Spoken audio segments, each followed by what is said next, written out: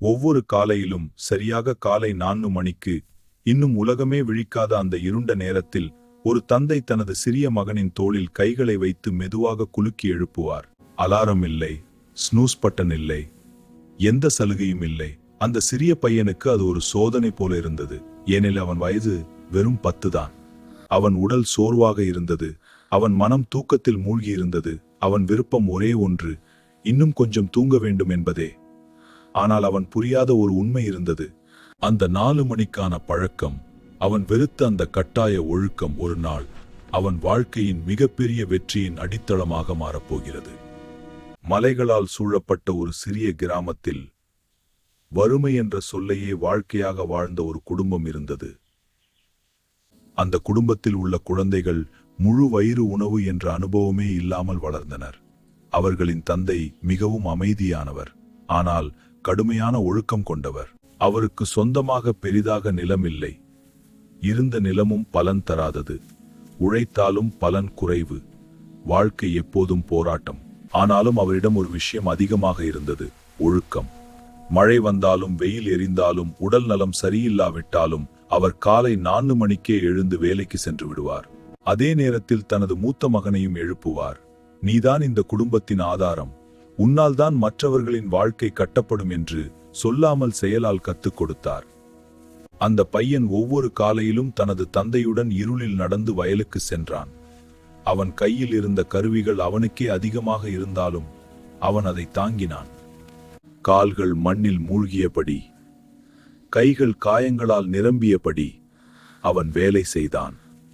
மற்ற குழந்தைகள் தூங்கிக் கொண்டிருக்கும் நேரத்தில் அவன் வாழ்க்கையின் அடித்தளத்தை அமைத்துக் கொண்டிருந்தான்.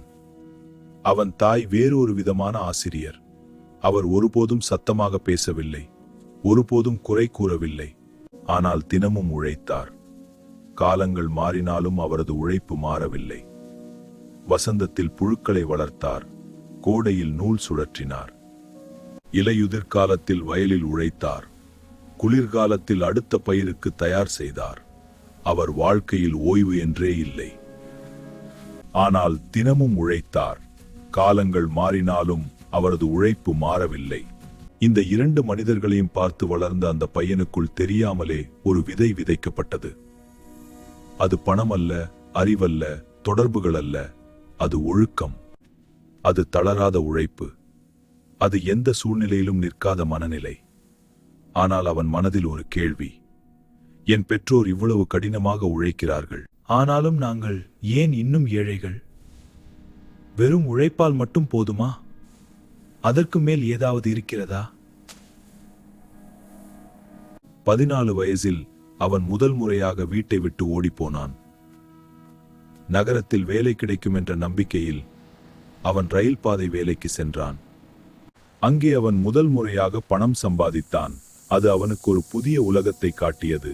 ஆனால் அவன் தந்தை வந்து அவனை மீண்டும் வீட்டிற்கு அழைத்துச் சென்றார். 2வது முயற்சியில் அவன் ஏமாற்றப்பட்டான். 3வது முறையில் அவன் தந்தையின் மாட்டை விற்று கணக்கு பாடசாலையில் சேர்ந்தான். ஆனால் அவன் தந்தை வந்து கண்ணீர் வடித்தபோது அவன் மீண்டும் வீட்டிற்கு திரும்பினான். அந்த கண்ணீர் அவனை உடைத்தது, ஆனால் அவனை மாற்றவில்லை. 4வது முறையில் அவன் மீண்டும் நகரத்திற்கு சென்றான். இப்போது அவனிடம் பணம் இல்லை, ஆதாரம் இல்லை, ஆனால் ஒரு பெரிய ஆயுதம் இருந்தது. அவன் பெற்றோரால் உருவாக்கப்பட்ட ஒழுக்கம். கட்டுமான வேலைகளில் அவன் உடல் சிதைந்தாலும் அவன் மனம் உடையவில்லை. பிறகு அவனுக்கு ஒரு சிறிய அரிசி கடையில் வேலை கிடைத்தது. சம்பளம் இல்லை, உணவு மட்டும். ஆனால் அவன் அதை ஏற்றுக்கொண்டான். ஏனெனில் அவன் தெரிந்திருந்தது, சின்ன வாய்ப்புகளே பெரிய கதவுகளை திறக்கும். அவன் தினமும் அதிகாலையில் வந்து கடையை சுத்தம் செய்தான், பொருட்களை ஒழுங்குபடுத்தினான், வாடிக்கையாளர்களின் பெயர்களை நினைவில் வைத்துக் கொண்டான். அவன் உழைப்பும் ஒழுக்கமும் அந்த கடையை மாற்ற ஆரம்பித்தது. அவன் கற்றுக்கொண்ட சிறிய கணக்கு படிப்பை பயன்படுத்தி கடையின் வருமானத்தை மேம்படுத்தினான். சில ஆண்டுகளில் அந்த கடை அவனுக்கே சொந்தமானது. அந்த ஒரு சிறிய அரிசி கடையில் இருந்து அவன் வாழ்க்கை மாற்றம் கண்டது. அவன் கட்டுமானம், தொழில்துறை, உற்பத்தி, வாகனங்கள் என வளர்ந்து ஒரு பெரிய நிறுவனத்தை உருவாக்கினான். ஆனால் அவன் எப்போதும் சொன்னது ஒன்றே, என் வெற்றியின் ஆரம்பம் அந்த 4 மணிக்கான காலையில்தான். இந்த கதை நமக்கு சொல்லும் 3 உண்மைகள் மிக முக்கியமானவை. ஒழுக்கம் என்பது யாரிடமிருந்தும் கிடைக்காது.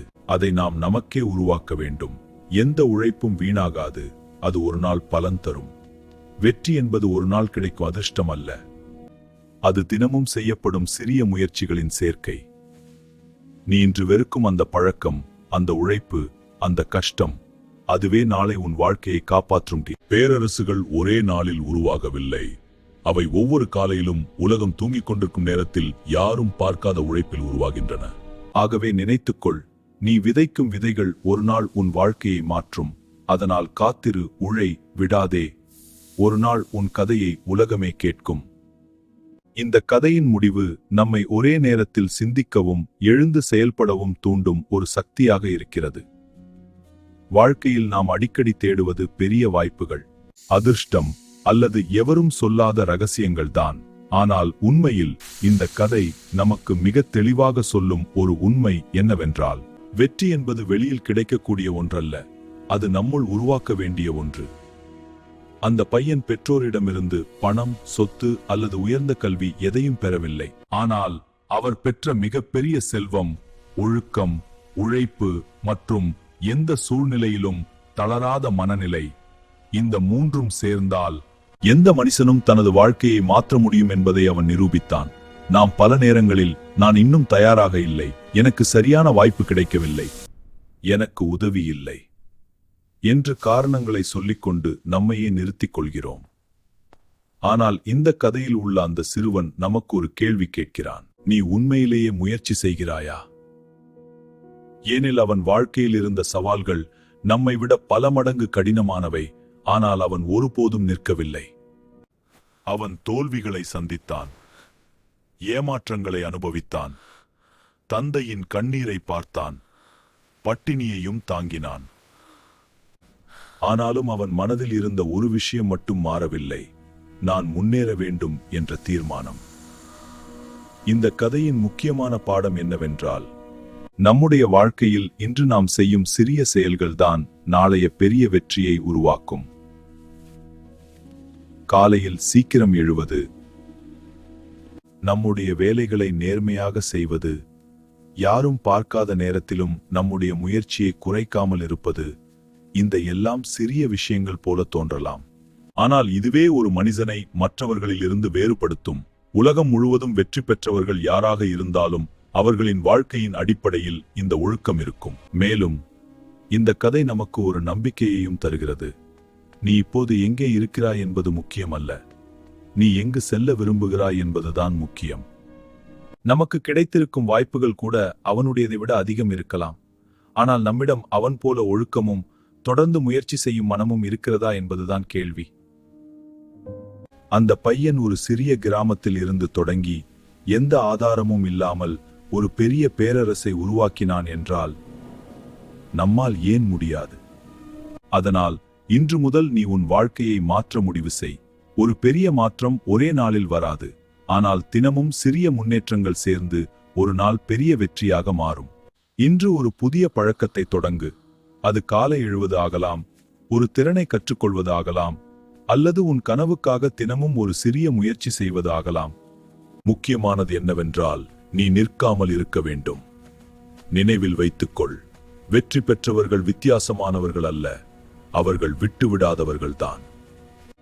நீயும் அந்த வகையில் ஒருவராக மாற முடியும். உன் வாழ்க்கையின் விதைகள் ஏற்கனவே விதைக்கப்பட்டிருக்கலாம். இப்போது அதை நீரூட்டி வளர்க்க வேண்டியது உன் கடமை. பொறுமையாக இரு, உழைப்பை தொடரு. ஒரு நாள் நீயே உன் வாழ்க்கையின் வெற்றி கதையை எழுதுவாய். உலகம் அதை கேட்கும் நாளும் தூரத்தில் இல்லை.